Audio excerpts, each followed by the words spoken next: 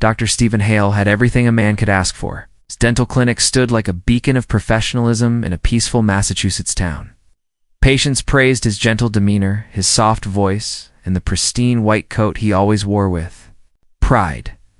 His colleagues respected him, and his neighbors waved with admiration whenever he drove by in his polished car. But perhaps the greatest asset to his image was his wife, Laura.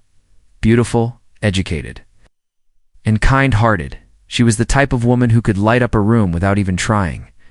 A former schoolteacher, she had given up her career to raise their children and support Stephen's growing practice. From the outside, they looked like the perfect couple, successful, generous, and grounded in family values. At home, however, things were different. Laura had started to feel off. She would walk into a room and forget why she went there. She'd leave her tea on the counter and return to find it missing. Sometimes she felt dizzy for no reason at all. Stephen, always the supportive husband, would tell her not to worry. He'd remind her that everyone forgets things now and then. He'd mention how stressful parenting can be. He even suggested maybe she was just overwhelmed, maybe going through early menopause. His tone was always calm, always soothing, never confrontational. Laura trusted him. She had no reason not to, but what she didn't know was that Stephen had begun keeping detailed records of every mistake she made. He wrote in a small leather notebook hidden in his office drawer. Every misplaced object, every forgotten conversation, every anxious moment, he documented it all with precision. He even exaggerated or fabricated events to make them seem more serious. On more than one occasion, he intentionally moved her keys or altered the dosage of her vitamins. Small acts, just enough to make her question herself, just enough to make her feel unstable.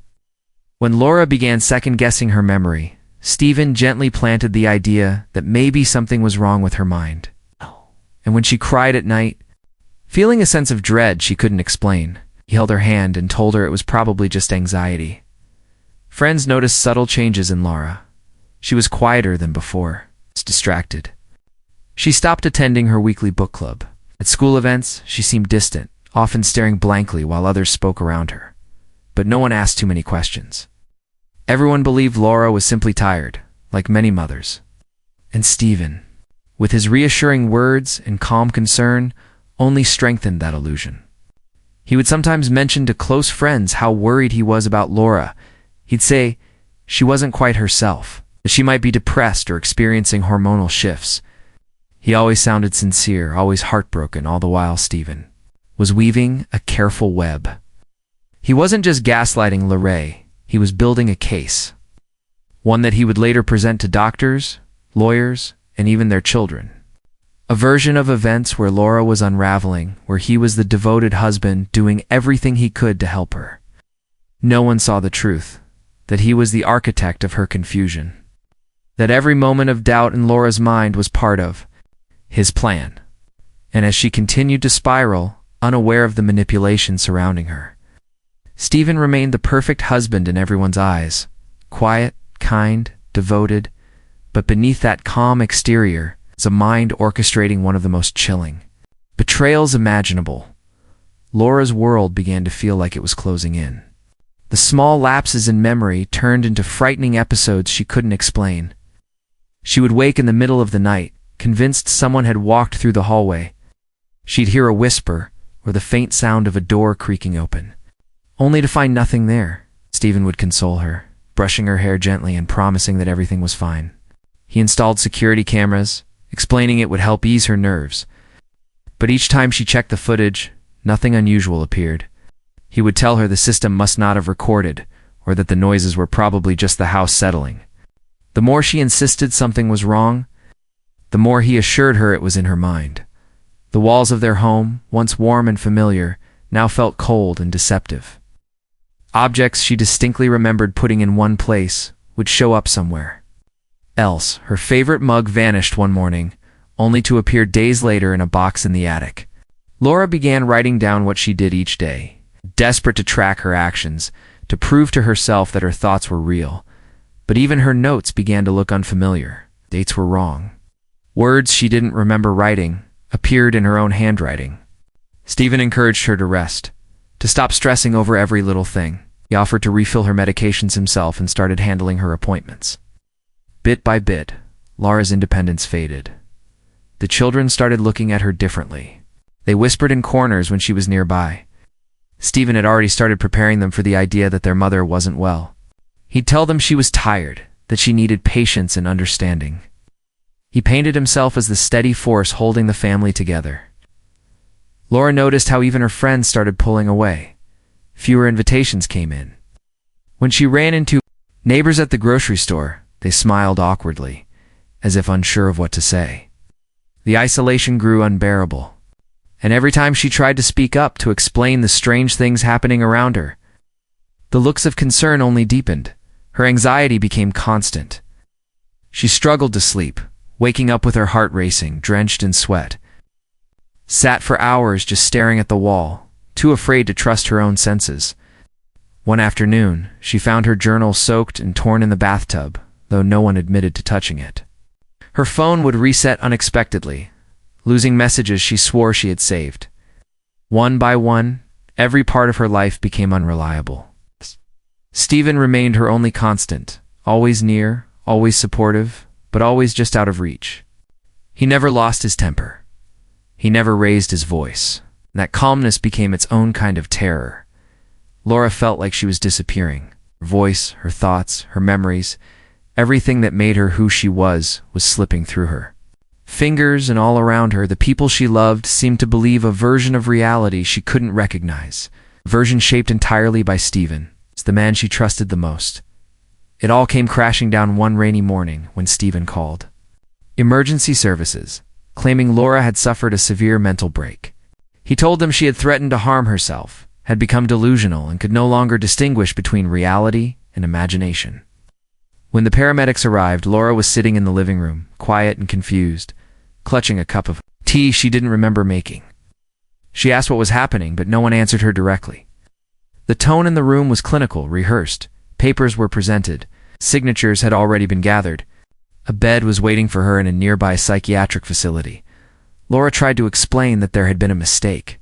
She wasn't a danger to anyone, but her words only confirmed the suspicions of the responders. The way her hands trembled, the panic in her voice, it all added to the image Stephen had constructed. They gently led her out of her home, past the confused stares of her children and the passive face of her husband. As the ambulance doors closed, Laura realized her voice no longer mattered. The decision had been made for her, inside the facility. The days blurred. The sterile white walls and distant voices made it hard to think clearly. Medications were prescribed, evaluations conducted. Every time Laura insisted she was being manipulated, the doctors marked her down as paranoid. Her insistence that someone was erasing footage and altering her journal was seen as textbook delusion. She was diagnosed with acute psychosis and placed on a treatment plan. Stephen visited often, always arriving with a concerned face and bringing flowers. He told the staff he just wanted her to get better. He asked for updates, offered suggestions, and made sure to appear as the supportive husband who had done everything he could. The more Laura spoke, the deeper her file grew. She tried to tell the staff about the voices, the moved objects, the lost time, but each story only solidified their belief in her diagnosis. Even her journal, which she had clung to for weeks, was dismissed as the confused ramblings of a deteriorating mind. The staff were kind but distant. They saw her as a patient, not as a woman who had once been a teacher, a mother, a wife. Identity became her illness. Meanwhile, Stephen began planning for the long term. He met with lawyers to discuss conservatorship and quietly began transferring joint assets into separate accounts. He arranged for the children to attend therapy, carefully framing Laura's situation in a way that distanced them emotionally from their mother. With every passing day, he tightened his grip on their lives and erased Laura's presence from it. In that locked facility, Laura began to question everything. And maybe she had imagined it. Maybe she had really lost her mind. The confusion was complete. The betrayal was total. And for Stephen, it seemed like the perfect crime one carried out. Without violence, without a single visible scar. At the hospital, Laura's days became a cycle of silence, pills, and short walks down long corridors. Most staff members treated her kindly but kept a professional distance. Her attempts to explain her situation were routinely dismissed as symptoms of delusion. But one new nurse, Erica, began to take notice. Fresh out of training, she still carried a sense of curiosity and a desire to understand her patients beyond the chart. Something about Laura didn't fit the mold. Unlike others with her diagnosis, Laura's thoughts were organized. Her memory, while spotty, had patterns. She wasn't erratic or violent. She was afraid, genuinely afraid, desperate to prove. Something Erica asked questions that others hadn't. She requested access to Laura's intake documents and began reviewing her medical history. She noticed the strange inconsistencies. The sudden onset of symptoms, the lack of previous psychiatric issues, and the strangely detailed incident reports that Stephen had submitted. They read like a script to clean, too prepared, Erica remembered. Laura mentioning her journals. With permission, she located one tucked inside Laura's personal belongings. The pages were filled with timelines, notes, and lists of missing items, strange occurrences, and her feelings of being watched or manipulated. While some entries seemed frantic, others were calm, precise, and unnervingly consistent. Outside the hospital, Laura's old friend Karen had started to feel uneasy. She had lost contact with Laura months ago after hearing from Stephen that things were getting worse. But now, she kept thinking about one of the last voicemails Laura had left, a message that mentioned fear, confusion, and someone controlling her reality. Curious, Karen retrieved old emails and began reading through them again. There was a tone of desperation she hadn't noticed before. She called the hospital, pretending to be a relative, and learned that Laura had been institutionalized. Something Didn't sit right. Karen and Erica eventually connected through a mutual contact. Over a series of quiet phone calls and email exchanges, they began piecing together a timeline of events. Karen sent over the voicemail, and Erica shared redacted entries from the journal. They cross-referenced stories, matched dates, and began to see a pattern. Every incident Stephen had reported was suspiciously convenient. The missing mug, the alleged fire hazard, the altered medications, none had been independently verified. They pushed deeper. Karen searched public records and found that Stephen had quietly settled a malpractice lawsuit years earlier. There were rumors that he had forged documents in another case, but nothing was ever proven. Erica, meanwhile, discovered that Laura's medication bottles didn't match the prescriptions listed in her official file. The dosages were slightly off, just enough to cause confusion or dizziness if taken over time. Together, they compiled a report and reached out to a local investigative journalist known for exposing medical corruption. Once he began verifying the evidence, the story took on a life of its own. And just like that, the image of the perfect husband began to crumble. The investigative journalist published the story online under the title, "The Dentist's Wife." And within hours, it began gaining traction. The article detailed the disturbing manipulation Laura had endured, backed by excerpts from her journals, inconsistencies in medical records, and a growing number of testimonies from former patients and acquaintances of Stephen. People who had once praised him now questioned everything. Former dental assistants came forward anonymously, recalling his cold detachment and strange behavior. An old patient even admitted Stephen had overprescribed painkillers. But they never reported it until now. The pressure mounted quickly. The journalist's piece was picked up by a national media outlet, and soon reporters camped outside Stephen Hale's clinic. Questions he couldn't answer started to surface. Why had he pushed for a psychiatric evaluation so quickly? Why had Laura's medications been tampered with? Why did security footage from their home mysteriously disappear? Stephen's calm exterior began to crack. He canceled appointments, avoided cameras, and released a brief statement denying everything, claiming Laura had been unstable for years. But the evidence kept piling up. Authorities opened a formal investigation. Laura's medical records were re-examined by an independent panel. They discovered discrepancies in dates, forged signatures, and signs of falsified communications between Stephen and Laura's previous doctor. The psychiatrist who had signed off on her initial commitment had never actually met her in person. A violation of protocol. Stephen's financial records revealed a trail of quiet asset transfers indicating premeditation. The more investigators uncovered, the more sinister the case became. Laura was released from the hospital under court order, escorted by social workers and her attorney. Though still fragile, she walked out of the institution with her head held high. Her return home wasn't easy. Everything reminded her of the deception, but she wasn't alone. Erica stayed in touch. Karen moved in temporarily to help her adjust. The public, once silent, now rallied behind her. Support groups offered aid. A fund was started to help her rebuild. Stephen was arrested and charged with multiple counts, including medical fraud, psychological abuse, unlawful psychiatric commitment, and attempted financial exploitation. In court, he sat stone-faced as Laura read a statement aloud, her voice trembling but steady. She spoke not just for herself, but for others like her, whose suffering was invisible, orchestrated behind closed doors by someone they trusted. The courtroom was silent as she finished. Stephen showed no remorse. He was sentenced to 3 years in prison. His dental license was revoked. His reputation, once spotless, was permanently destroyed. The town that once admired him now whispered his name with disgust.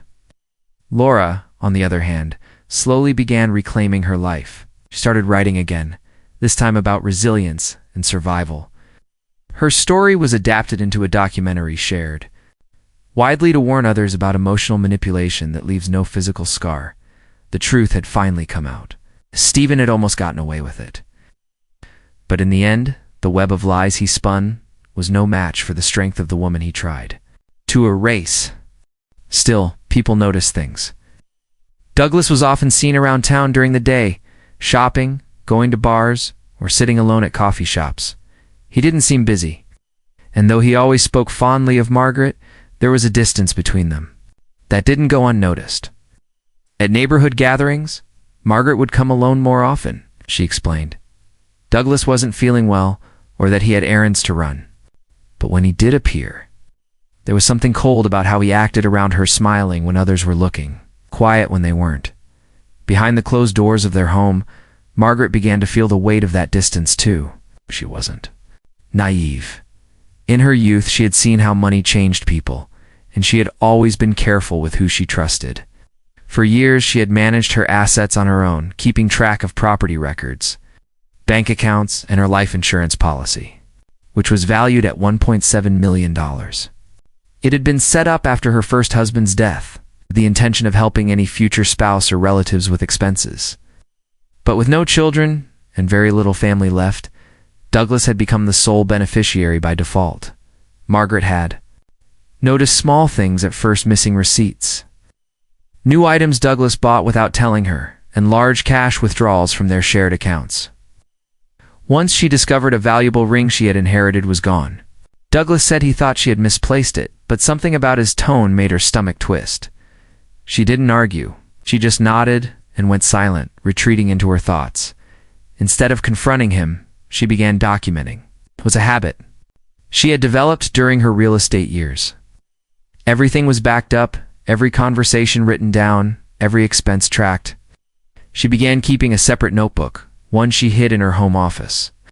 She recorded every strange occurrence, every odd transaction, every time Douglas disappeared without an explanation, and she began revisiting her financial documents, particularly the life insurance policy. The more she looked at it, the more uncomfortable she became. Douglas's behavior shifted too. He had started making offhand comments, jokes about her getting older, about what if something happened. He talked more about travel, saying he couldn't wait to finally have freedom. Once he mentioned a beach house in the Keys, somewhere they had never visited together. When Margaret asked how he'd pay for it, he laughed and said, "Don't worry about it. These weren't red flags, they were sirens." Margaret knew she couldn't ignore them, but she also knew that if Douglas was planning something, reacting too quickly could be dangerous. Instead, she began building a quiet safety net. She visited her lawyer in secret and made subtle changes to her will, including a clause that allowed for an automatic fraud investigation if she died under unusual circumstances. She also gave the lawyer a sealed envelope with instructions to only open it upon her death. That envelope included names, dates, financial statements, and her suspicions. At the same time, she visited her bank and arranged for a safe deposit. Box inside, she placed a letter detailing everything she had observed and a USB drive with recordings from the hidden security cameras she was about to install. The cameras were discreet, placed in her bedroom, kitchen, and living room.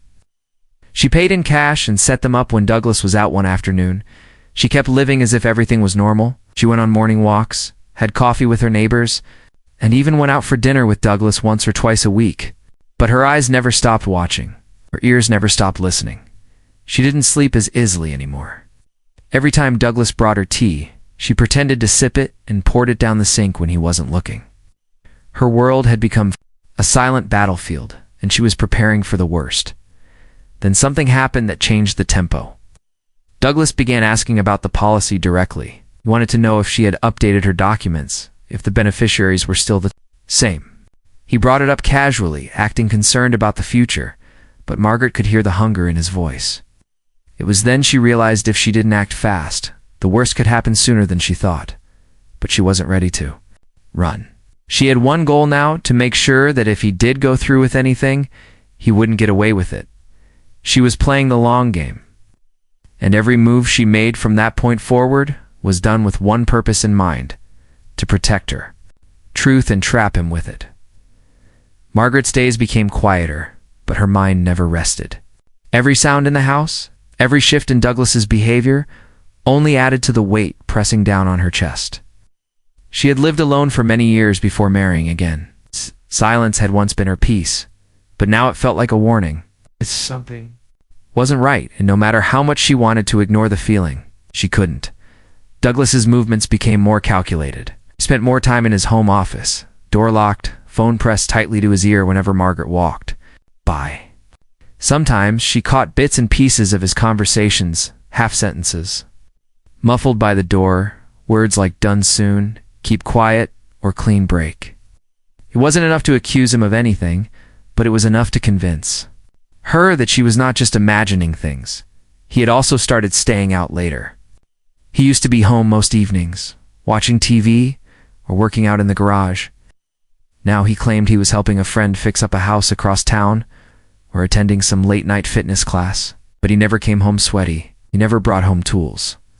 When Margaret casually asked for the name of the friend or the gym, Douglas would change the subject or respond vaguely, saying things like, "Just someone from Asterisk." The more she observed, the more obvious it became that Douglas was hiding something big. He had started paying unusually close attention to her daily routines: what time she woke up, what pills she took, how long she spent in the shower. He even once offered to help her prepare her tea in the morning, a task he had never shown interest in before. That moment stood out like a red flag.